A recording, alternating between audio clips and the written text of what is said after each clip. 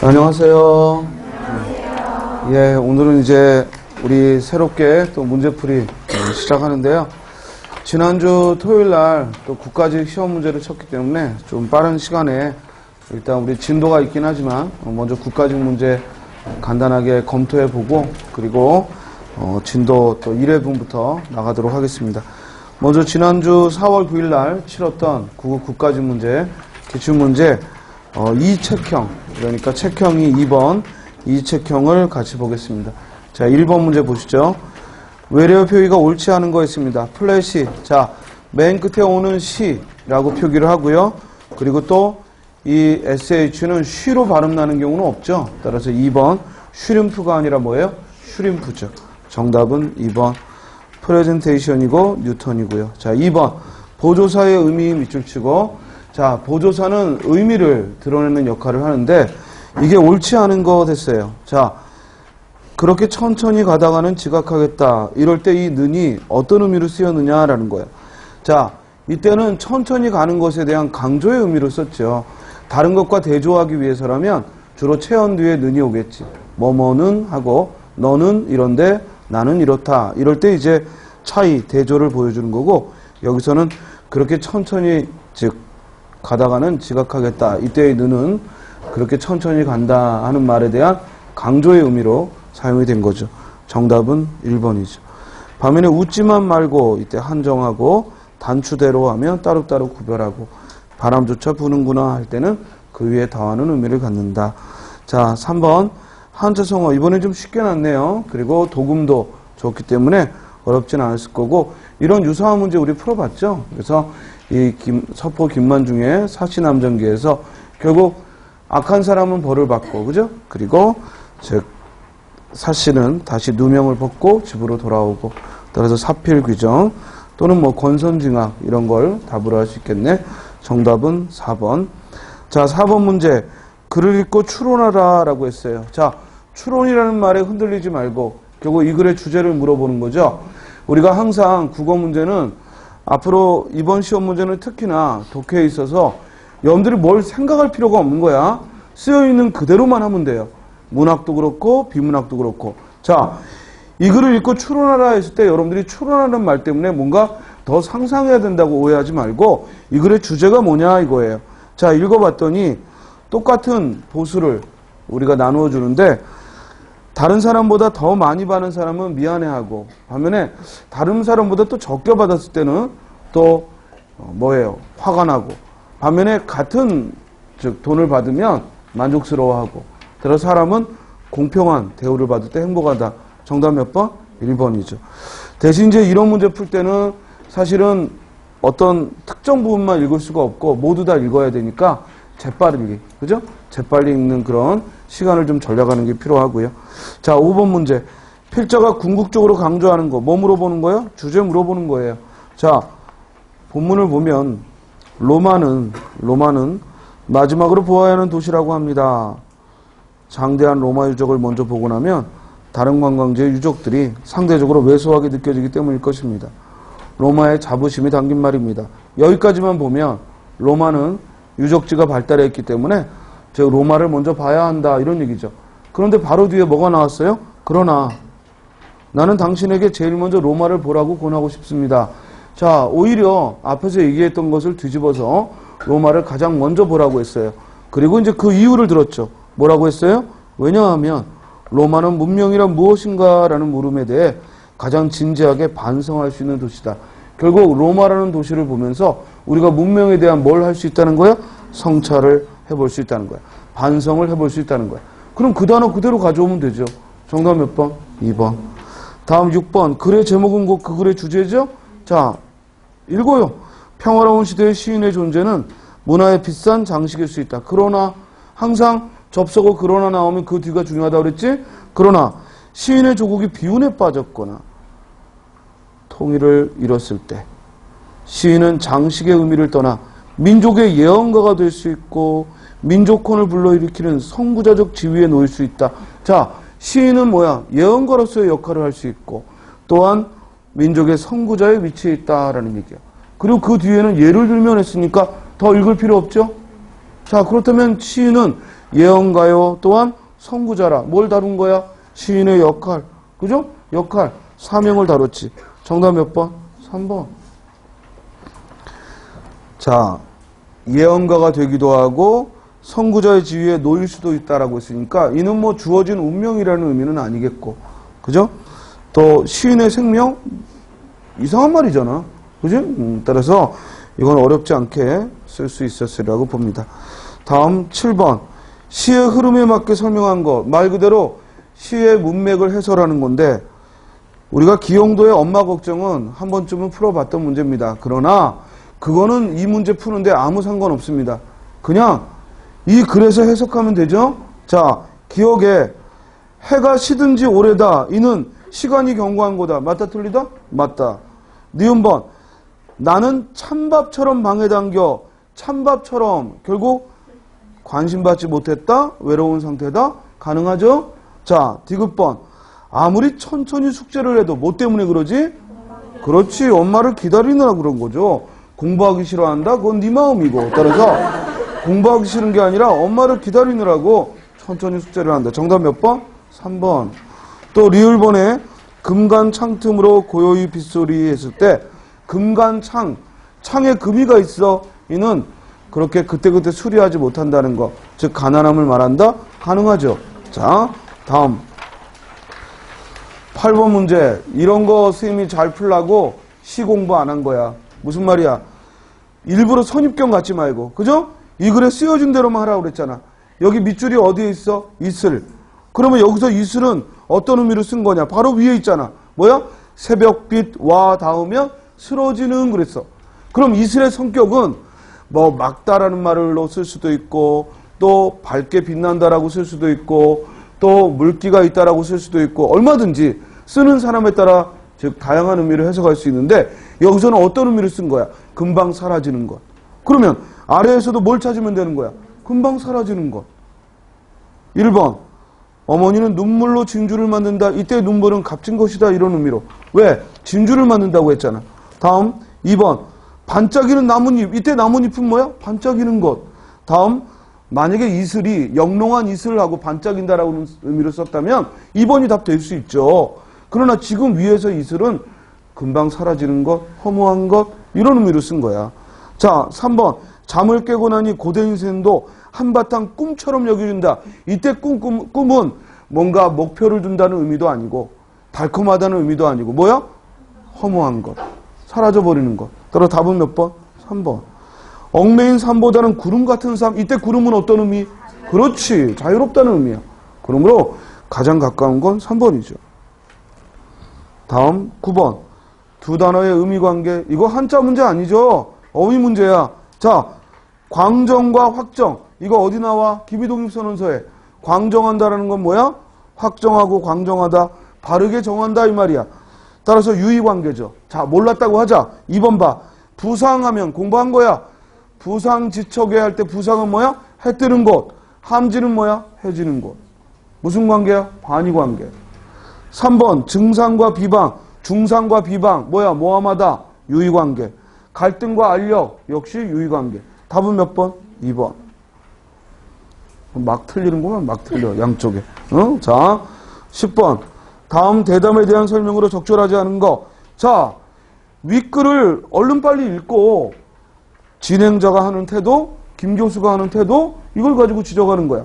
진행자는 김 교수에게 추가 설명을 요구하고 있다. 그렇지. 뭐라고 했냐면 평저 구조가 뭔지 좀 말씀해 주세요. 또 환경에 즉 적합한 구조, 그리고 맨 끝에는 판옥선이 전투 상황에 얼마나 위력적인지 궁금한데 더 설명해 주세요. 즉 더 요구하고 있죠? 맞고. 2번. 김 교수는 진행자의 의견에 동조하며 자신의 견해를 수정하고 있다. 윗글에서 진행자는 궁금한 걸 물어보는 입장이고 그리고 김 교수는 설명해 주는 것이지 의견을 바꾸거나 하는 건 없죠. 정답 몇 번? 2번. 사실 이 10번 문제는 시간 싸움이죠. 결국 읽고 다 답은 찾을 수 있는데 누가 더 이렇게 신중하게 그러면서 재빨리 읽고 옳고 그름을 판단하느냐라는 문제예요. 자, 여기까지 문제에서 특별한 지식이 요구되는 문제 하나도 없어요.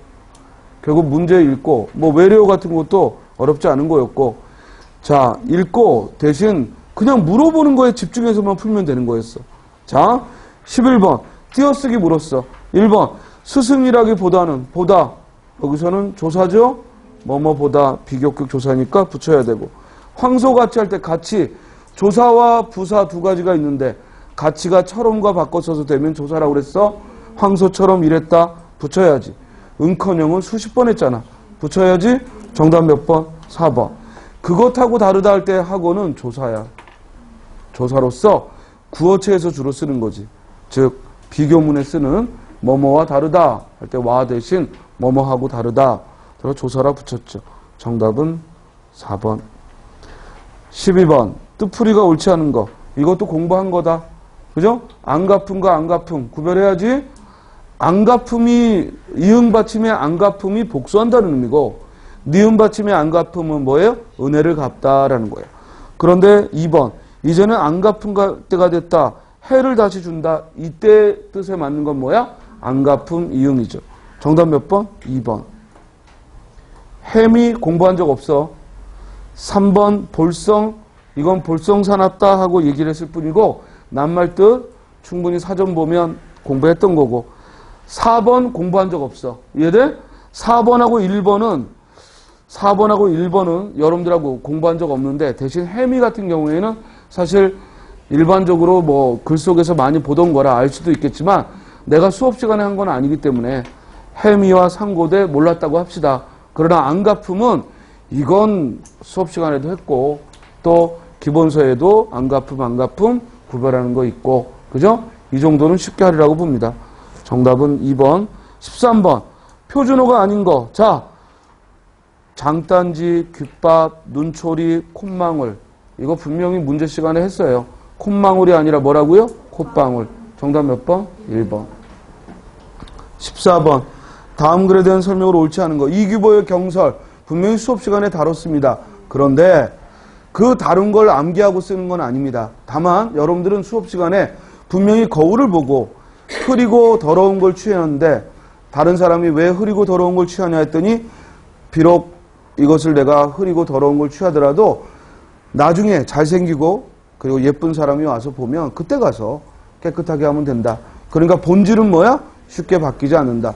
또는 사물의 편견을 가지고 볼 필요 없다. 거울은 무조건 맑아야 한다는 그런 편견으로 볼 필요 없다. 분명히 기억나죠? 자, 1번. 문제는요. 이 글 속에 있는 그대로만 판단하면 답을 참 쉽게 찾는데 여러분들이 자꾸만 거기다 더해서 생각을 하려고 하면 이건 실수하게 돼. 자, 잘생긴 사람이 적고 못생긴 사람이 많다는 말 있어 없어 위에? 있어. 그럼 1번 맞는 거야. 그 뒤에 거사의 현실인식 이런 말에 끌려가지 말고. 이해돼? 일단 그런 얘기 있는지만 보란 말이야. 그리고 그런 판단을 했다는 건 그 사람의 현실인식을 드러내는 거고. 2번. 용모에 대한 거사의 논리는 일단 용모에 대한 거사의 논의가 있어 없어? 있어. 잘나고 못난 사람이 오고 못나고 잘난 사람 또 나는 못나고 못생겼다 이런 얘기 있어. 그럼 이걸로 된 거야. 이것이 도덕성을 가리키거나 지혜를 가리키거나 안목을 가리키는데 비유할 수 있다. 우리가 거울을 보고 외모만 보지 않고 거울을 통해 마음을 성찰하고 이런 도구로서 거울이 쓰이죠. 그러므로 이건 충분히 유추해 볼 수 있지. 3번. 잘생기고 예쁜 사람을 만난 후 거울을 닦겠다는 말 위에 있어 없어? 있어. 그것이 이 사람의 처세관이냐? 이런 거에 흔들리지 말고. 문제는 4번에 이상주의적이고 결백한 자세라는 얘기는 윗글에 어디에도 없어요. 이해돼요? 그리고 현실에 맞서고자 한다? 이런 얘기가 어디 있어 위에. 완전 관계없는 얘기인데 멋있는 말을 써놓은 거야. 따라서 옳지 않은 거 몇 번? 4번이죠. 다음 15번. 이건 고쳐쓰기 문제죠. 자, 선생님이 이런 문제 풀 때는 어떻게 하랬어? 고치라는 대로 해보라고 그랬어. 자, 1번. 문맥에 맞도록 그러나로 해라. 따라서를 그러나로 고치라는 얘기는 따라서는 인과관계의 접속어인데 그러나로 고치라는 얘기는 반대라는 얘기야. 그럼 그 앞에 읽어야지. 그 앞에 읽었더니 뭐라고 그랬어? 자본주의 체제에서 모든 계층의 사람이 똑같이 많이 벌고 잘 살기를 바랄 수는 없다. 어느 정도 소득 격차는 경쟁을 유발하는 동기가 될 수 있다는 걸 부인할 수 없다. 여기까지는 소득격차를 자본주의 사회에서는 인정해야 한다는 거야. 자, 뒤를 봤더니 우리와 같은 양극화 현상의 심화 추세 그대로 방치한 채 자연 치유되도록 기다릴 수밖에 없다. 자, 그 위에는 자본주의 사회에서는 소득격차가 있다는 걸 인정하자라고 했는데 뒤에는 그걸 그대로 자연현상으로 둘 수는 없다. 그러니까 반대되는 의견이니까 뭐 써야 돼? 그러나 다음 떡 먹은 입 쓰러치듯 이라는 말 대신에 의미가 통하게 아랫돌 빼서 윗돌 개듯. 이거 무슨 뜻이야? 임시방편적이라는 얘기야. 자, 바로 앞에 뭐라고 나왔어? 단편적인 대책이 나오기는 했으나 이는 근본적인 해결책은 아니라는 얘기지? 따라서 근본적인 해결책이 아니다라는 의미니까 아랫돌 빼서 윗돌 개다. 맞죠? 다음 3번 어법에 맞게 경원을 사다라는 말을 쓰래. 경원이 무슨 뜻이야? 멀리 두고 존경한다는 거야. 즉 너무 존경해서 가까이 가기 힘들다는 거야. 그런데 우리가 경원하다라는 말은 들어봤지만 경원을 사다라는 말은 아마 들어본 적이 한 번도 없을 겁니다. 자, 윗글에서 고소득자와 대기업을 욕하거나 또는 뭐야? 너무 경원해서는 안 되겠다. 따라서 여기서는 경원을 사다라는 말은 어울리지 않죠. 정답 몇 번? 3번. 다음에 문단의 통일성에 어긋남으로 삭제한다. 리을에서 또한 자본의 원활한 흐름을 위해 고소득층의 해외 소비 활동도 촉진해야 한다. 자, 지금 이 글은 무슨 얘기 다루는 거야? 빈부격차를 해소하는 방안. 빈부격차를 해소하는 방안을 얘기하고 있는데 갑자기 자본의 원활한 흐름을 위한다. 자본의 원활한 흐름을 위해 고소득 소비자가 많이 쓰게 한다. 주제에서 벗어나죠. 따라서 통일성에 어긋나서 삭제한다. 맞는 얘기지. 다음 16번. 안긴 문장 공부한 거야? 주성분 공부한 거야? 주성분에 뭐 있어? 주어, 서술어, 목적어, 보어. 이걸 머릿속에 떠올려야지. 이건 문법 문제니까. 자, 1번. 안긴 문장 어디 있어? 교정이 넓다. 만약에 이 문제 풀면서 이게 서술절인 걸 모르고 혼문장 아니니까 얘는 문제 잘못 보는 거지. 문제 자체가 지금 뭐야? 안긴 문장들이 들어있어. 그런데 뭐가 아닌 걸 찾으래. 그 역할이 주성분이 아닌 거. 교정이 넓다는 뭐야? 서술어로 사용됐으니까. 2번. 농부들은 비가 오기 뭐로 사용됐어? 목적어로. 3번. 아이들이 놀다가 뭐로? 관용어로. 정답 몇 번? 3번이죠. 이거 틀리면 혼나야 돼. 그 문법의 기본을 모르는 거야. 여기서 핵심은 주성분이야. 주성분 4가지 떠올라야지. 주어, 서술어, 목적어, 보어. 다음 17번. 어휘 문제야. 여러분들 보고 뭐 하라 그랬어? 추리하라 그랬어. 이거는 복불복. 알겠어요? 쌤이 포기해도 되는 문제라고 그랬어. 안 했으면 포기해야지. 그건 해볼 만큼 해보자고. 자, 1번. 사주를 받아 시키다 그거잖아. 사주하면 시킨다는 거잖아. 저게 사주를 받았다. 그럼 시킬 사자 들어있어. 뭐야? 아, 맞겠구나. 이해돼요? 맞다가 아니라 맞겠구나. 시킬 사자는 많이 봤잖아. 사동문 할 때도 스님이 써봤고. 그죠? 다음. 니은번. 간섭이야. 무슨 뜻이야? 끼어드는 거야. 이해돼? 간섭한다는 얘기는 뭔가 하는 행동을 막고 끼어드는 거야. 그런데 사이간자를 썼어. 사이간자가 아니라 막는다. 방패간자 써야 돼. 그래서 정답은 2번. 방패간자를 써야 돼. 사이간자가 들어갈 이유가 없죠. 간섭한다는 얘기는, 간섭은 방해한다는 얘기인데. 다음. 스님인데 사이를 이러니까, 사이를, 근데 봐봐. 섭자가 뭐야? 옆에 섭자가 뭐야? 건너다 이 말이야. 연결하다 이 말이야. 그러면 사이를 연결하다 이래버리면 이 낱말 뜻과 완전히 다른 말이 돼버리잖아. 사이를 막아야 될 거 아니야. 이미 그 뒤에는 섭자가 사이를 잇다라는 뜻이거든. 건너다 이 말이거든. 이걸 막아야 될 거 아니야. 그래서 방패간자가 들어가야 돼. 방해하다라는 의미가. 뭐 어차피 이건 포기한 거니까 이거 가지고 선생님 제가 이것 때문에 90점이 됐어요 이럴 수는 있겠지만 이것 때문에 50이야 너는 50이야 그냥. 그건 상관없는 얘기지. 자, 다음. 디귿번 결함했고 빠질 결자 첫 단어만 봐. 첫 단어만. 그리고 리을번 척결. 이거 뭐야? 척결 없애다 이 말이야. 따라서 척자에 칼도자 들어가 있지. 다음. 그래서 17번의 정답은 2번. 18번. 자, 봐봐. 웃음을 유발하는 이유 그랬어. 그러면 이 글이 어떤 글이란 얘기야? 언어 유희. 웃음을 유발하는 글이란 얘기야. 근데 그 웃음을 유발하는 이유가 뭐냐? 제목이 몰두인데, 몰두라는 게 뭐야? 사람이 몰입한다는 얘기야. 집중한다는 얘기야. 근데 지금 여기서는 나는 그 광경을 몰두라고 부른다. 뭐가 하는 광경을? 진드기가 달라붙어 있는 거. 그러니까 이건 원래의 몰두라는 낱말과는 전혀 상관없이 글자 그대로 몰두, 머리를 조아리다, 머리를 들이받다, 요 말 그대로만 한 거잖아. 왜냐면 진드기가 몸통이 끊어져도 남아있다는 얘기가 써 있으니까. 그렇다면 이는 동음이어를 이용한 거죠.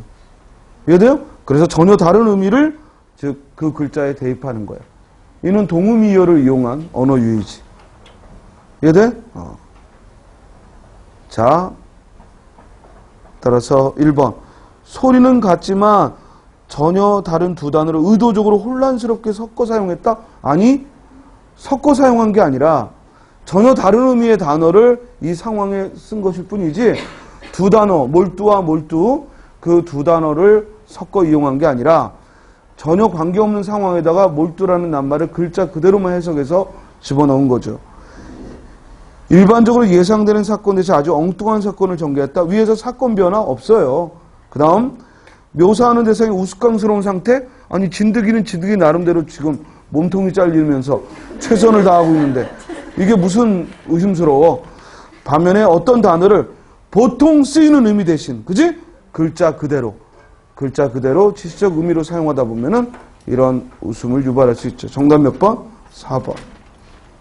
다음 19번. 다음 글의 서술자에 대한 설명. 자, 서술자에 대한 설명은 무슨 문제라고 그랬어? 시점. 염상섭의 만세전은 1인칭이야 3인칭이야? 1인칭. 그리고 여기서 내가 말하는 게 주가 되는 게 아니라 남들이 말하는 걸 듣고 내 느낌을 쓰고 있어. 따라 1인칭 무슨 시점? 관찰자 시점이야. 1번 작품 밖에 땡. 그죠? 2번 작품 속에 여기까지는 좋아. 등장하는 인물이 다른 인물을 관찰하며. 정답 몇 번? 2번. 1번은 뭐야? 전지적 작가 시점. 3번은 작가 관찰자 시점. 4번은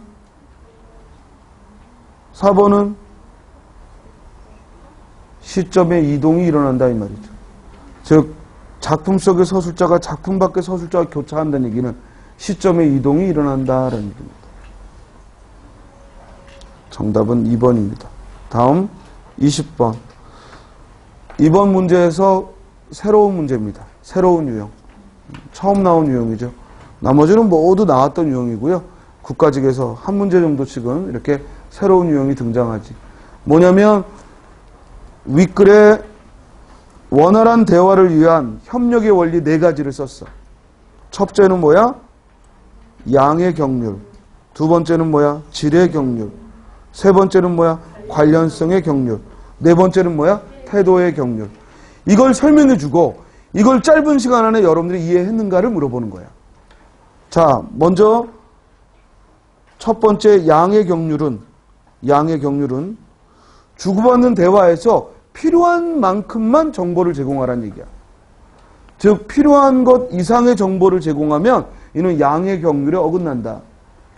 그러니까 쉽게 말해 자꾸만 쓸데없는 말을 덧붙일 때 이는 양의 경률을 벗어나는 거야. 두 번째, 질의 경률은 아는 것만 말한다 이 말이야. 모르는 걸 얘기하지 않고 즉 아는 사실만 말한다는 거지. 그 다음 세 번째는 관련성의 경률. 뭐야? 현재의 상황에 어울리는 말만 하라는 거야. 현재의 상황에 이 대화에 어울리는 말만 하라는 얘기지. 그 다음 네 번째 태도의 경률은 중의적 문장을 피해라 라는 거야. 그러면 체중이 얼마나 되니 했을 때 체중만 말하면 되는데 그에 비해 가벼운 편입니다 라는 건 완전 별개의 얘기를 한 건 아니지만 필요한 것 이상을 얘기하고 있지. 따라서 뭘 어긋나고 있는 거야? 양의 경률을 어긋난 거지. 정답 몇 번? 1번. 자, 지금 겨우 한 20여 분이면 물론 이 자세한 것을 설명하자면 우리 또 진도가 안 나가기 때문에 지금 국가직 문제를 아주 짧은 시간 안에 훑어봤어요. 뭐 좀 더 이것저것 설명하면 다른 선택지들까지 다 하면 시간이 또 오버될 것 같아서 짧게 했는데, 자, 전체적으로 문제가 어려운 건 없는데요. 대신 단답형의 문제가 아니었기 때문에 여러분들이 생각해보고 그 문제를 가지고 생각해보고, 그러니까 오히려 배운 것을 자꾸 끄집어내려고 하지 말고 주어진 문제에만 충실하다면 여러분들이 조금 시간이 빠듯하게 풀지는 않았을까 이런 생각이 듭니다. 선생님이 볼 때 가장 어려웠던 문제는 마지막 문제입니다. 마지막 문제는 이게 사실 이해하기가 쉽지 않은 내용이기 때문에 윗글에 써 있더라도 바로바로 대입한다는 게 조금 시간이 걸렸을 것 같고, 그리고 독해나 문학 문제는 아주 쉬운 문제들입니다. 이 정도 문제에서 틀렸다면 뭔가 좀 방법의 문제가 있지 않을까. 지식의 문제가 아니라 방법상 좀 뭔가 독해나 문학에 있어서 자꾸만 이렇게 이미 알고 있는 거에 대비해버리거나 아니면 그 글 속에 없는 내용을 자꾸만 상상해서 이렇게 판단하는 것들은 여러분들이 좀 주의를 해야 되겠다 싶습니다. 그리고 국가직 문제라 그런지 까다로운 문제는 이 어문 규정에서 없었죠. 모두 보편적인 것만 묻고 있습니다. 그러나 지방직도 이런 수준이라고 생각하면 안 되겠고, 지방직은 이보다는 좀 더 까다롭게 이 어문 규정은 나오리라고 봅니다. 그리고 한자 성어나 이런 게 좀 쉽게 냈고요. 그리고 한자 문제가 하나, 작년까지는 나오지 않았던 건데 7급 문제에서 작년에 많이 나왔던 거, 우리가 공부하면서 뻔히 예상되는 유형이긴 하지만 과연 내가 이걸 위해 얼마나 공부를 할 건가, 여기에 따라서 포기할 수도 있고 아니면 부수나 이런 걸 공부해서 추리해 볼 수도 있는 그런 문제였고, 그러니까 여러분들한테 한자 문제의 경우에는 심리적으로는 굉장히 부담은 되겠지만 실질적으로 탁 까놓고 보면은 한 문제거든요.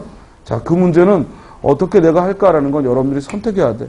그러니까 남은 기간 동안에 내가 이 문제도 내가 끝까지 마치겠다 하면은 선생님이 보라고 했던 자료들을 빠짐없이 보면 되고, 왜냐면 다 봤던 단어들이야. 그리고 주의할 도금에 다 나오는 단어들이고, 그러니까 마음 먹고 하면 되고, 아니고 뭐 이거 해도 내가 별 소득이 없겠다 그러면 과감하게 잊어버리고 대신 부수만 기억한 다음에 한번 시험장에서 낱말 뜻과 관계 지어서 추론해보는 그런 문제를 풀어야겠습니다. 자, 시험을 또 쳐본 친구들은 아마 시험장에서 이게 또 시험장 밖에서 보는 것보다는 좀 많이 다른 것들을 경험했을 거고요.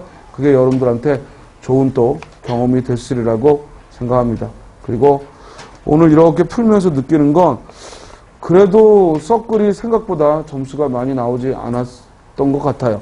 왜냐면 표정들을 보고 또 이 풍기는 그 기운, 이런 걸 봤을 때 지난번 사회복지직 할 때보다는 조금 더 여러분들이 점수가 안 나왔던 것 같네요. 그러니까 내가 어떤 문제가 좀 약한지 한 번 더 돌아보시고, 이왕 좋은 마음으로 내가 여기서 생각했던 것보다 좀 실수했으니까 지방직에서는 그런 실수하지 말아야지 하고 좀 더 분발하는 시간이 됐기를 바랍니다.